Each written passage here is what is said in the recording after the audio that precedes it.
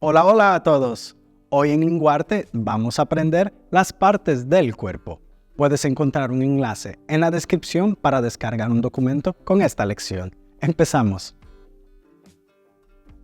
En la cabeza tenemos pelo o cabello, la frente, el ojo, la nariz, la boca, los labios, la oreja, el oído, las mejillas, las pestañas, las cejas. Para el resto del cuerpo tenemos las siguientes palabras: el cuello, el hombro, el brazo, la mano, el dedo.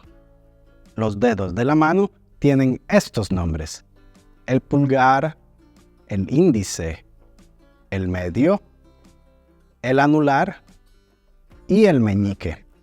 La uña, el codo, el pecho, los pechos o senos, la barriga, la espalda, las nalgas, la pierna, la rodilla, la pantorrilla, la cintura, la cadera, el pie, el dedo del pie.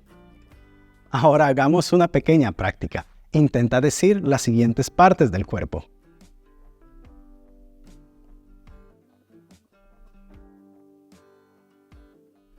La espalda,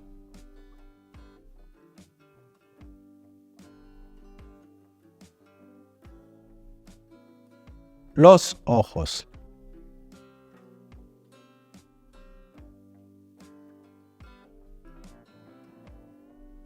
los dedos. Gracias por practicar con nosotros. Esperamos que te haya gustado la lección. Escribe en los comentarios si tienes alguna otra pregunta. Continúa con la práctica del español con otro de nuestros vídeos y no olvides suscribirte. Adiós.